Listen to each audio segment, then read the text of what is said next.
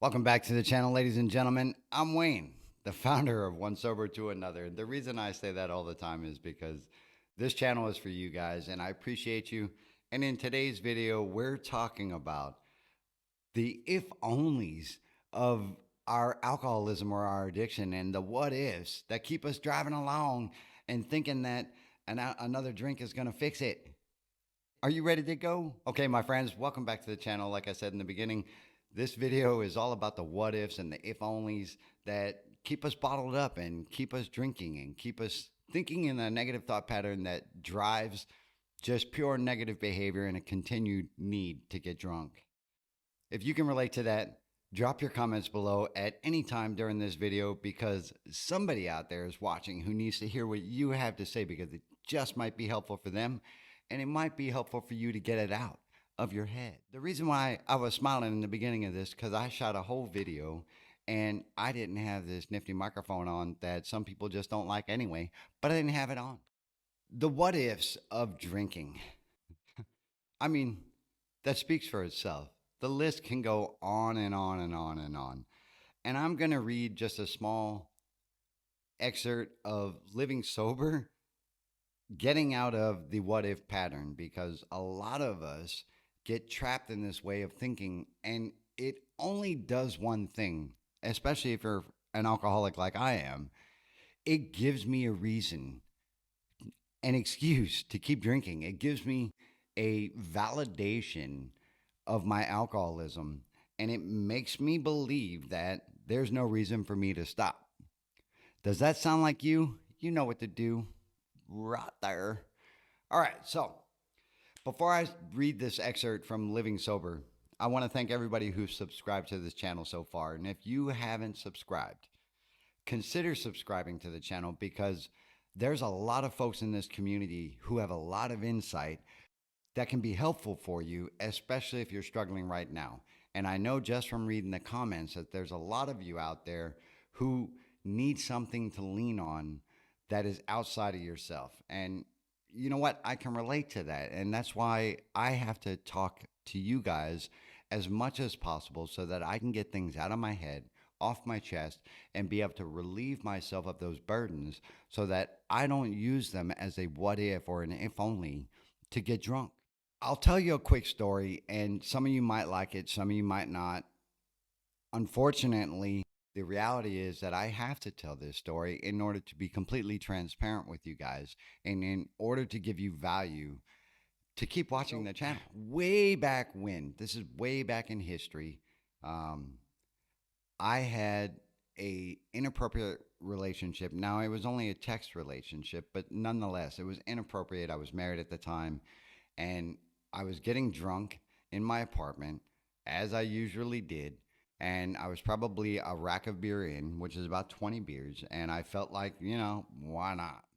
I decided to get a hold of this person. And somehow, some way, my wife had seen the traffic and she was very upset. And she let me know that. And she also let me know that we're done. This is over because I can't control myself.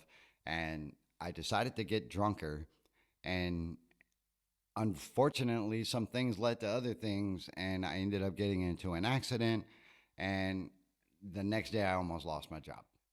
But during that whole time, I had told myself, if only my wife hadn't yelled at me, I wouldn't have kept getting drunk. If only my wife hadn't snooped through my messages and everything else, I wouldn't have felt the need in order to seek out something else and make it worse. I wouldn't have felt the need to get drunker. If only she hadn't been angry at me, I wouldn't have gotten to the accident. Now, if that sounds like something you have experienced with or something similar, drop that comment below because someone is watching. And I left out a few details only because I don't know what the umbrella of my service still entails, so I'm not going to tell it all just yet, but eventually you'll know every detail. Let me read you this small excerpt because I think it holds value for a lot of us, and I think that being stuck in the if only this didn't happen, or if only that didn't happen, or if I had this, or if I had that, I wouldn't have gotten drunk, or I wouldn't keep drinking, or I wouldn't keep using, or whatever your case is. Okay, for those who don't know, this is out of Living Sober, and this little teeny book you can read in practically one day. But regardless if you're an alcoholic or not, if you're an addict or not, the lessons in here can hold true for you in your daily life and just make it applicable to whatever the situation is you're going through. If you're going through financial stress, if you're going through anger management, if you're going through relationship issues, if you're, you know, it applies to a whole lot of things. And I think that the same with the daily reflections, you can use these lessons for alcoholics in your daily life, regardless of what your situation is, and it might be a little bit gooder. Tell me if you've ever used these resources and you're not an alcoholic. Drop that in the comments below. All right, so chapter 25, getting out of the if trap. Now, this won't take long, so don't run away. Emotional entanglements with people are not the only way we can get our sobriety dangerously hooked to something extraneous. Some of us have a tendency to put other conditions on our sobriety without intending to. One member said, "We drunks are very iffy people.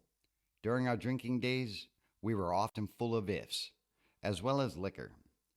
A lot of our daydreams started out with, if only." I know a lot of mine had. If we were continually saying to ourselves that we wouldn't have gotten drunk if something or another hadn't happened, or that we wouldn't have any drinking problem at all, if only.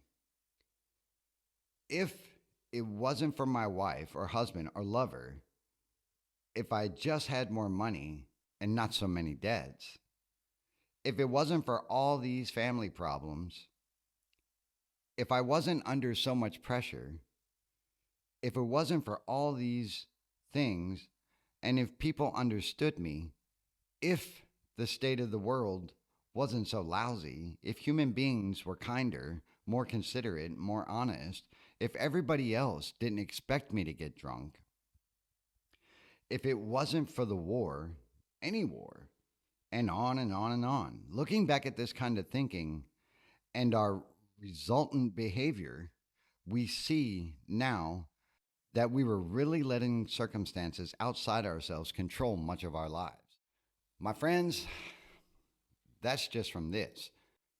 I am truly guilty of every single one of those excuses to fuel my alcoholism. What if I wasn't in debt? The irony was I was finding money to drink. The irony of that is that I could afford to get drunk, but I couldn't afford to pay my bills. If only people had been a little bit nicer. You know what? Guess what? The slice of life is most people are selfish. Most people are generally selfish and only out for themselves. So if we concern ourselves, if I concern myself with the opinions of others, and I get wrapped around the axle of if only they weren't judging me, if only they didn't expect me to get drunk, if only they didn't have this thought, you know what? I can't control anything of what they have to say. So why am I trying to? Why am I wasting my mental energy and forming it as an excuse to get drunk if I have zero control over that? And I've also been guilty of the job, the pressure of a job, the pressure of all of that together, mounting debts, relationship issues, job issues, whatever it is. And once all these things built up, I used them as a whole formative excuse to stay drunk. And I was drunk for about 23 plus years, give or take a year, two on either side of that, because I'm not sure. There is a way to quit drinking, and there is a way to stay sober, and there is a way to live in recovery. And fortunately, I have found the way to stay sober, and that's by talking to you guys as much as possible. That's by getting things out of my head, and that's by staying out of the if only this didn't happen, if only I had this, if only, and on and on and on.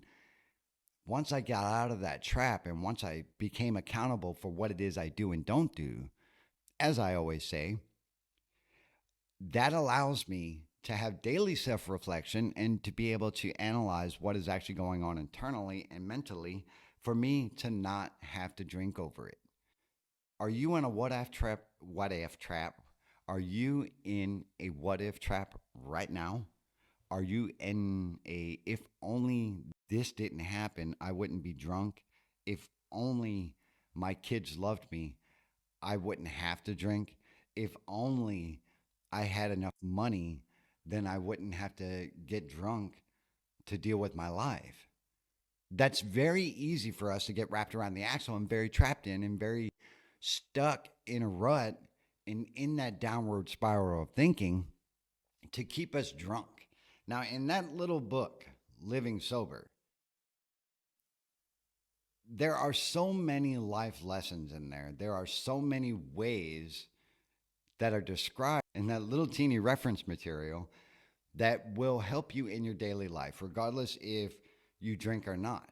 If you have an eating disorder, if you have behavior issues, if you have anger issues, if you hold resentment, whatever it is, that little book will help you within your daily life. And if you don't believe me, ask some of the people in the comments below, because these little reference materials are more than just books.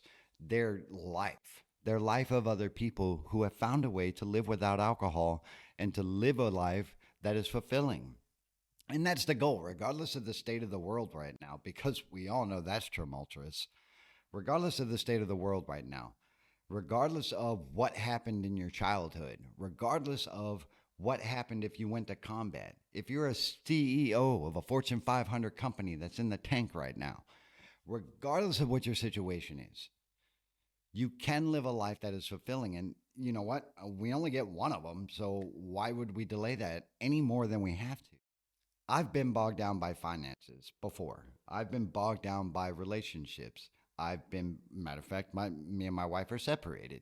I've been bogged down by all kinds of things that life can throw at you: a bad childhood, combat, um, physical ailments, mental ailments, you name it. I have been down that river and I have floated my boat in a sea that seems so dark. And guess what? I'm not tooting my horn whatsoever, because life is not always perfect. It is definitely a little bumpy. But guess what? I'm not drinking over it. And you don't have to either. And if you're an addict and you're using, you don't have to get high. You don't have to, you know, I mean, there's only so much we get in this life. So why not make it count? That's just my thought. What do you think about this video? Again, thank you everybody who has subscribed to the channel. And if you haven't, consider hitting that subscribe button down there and be a part of One Sober to Another, because this community is here for each other. I am one sober person talking to another person, and it is my privilege to be here today. Life is a garden. Dig it. I'll see y'all in that next one. Have a great day.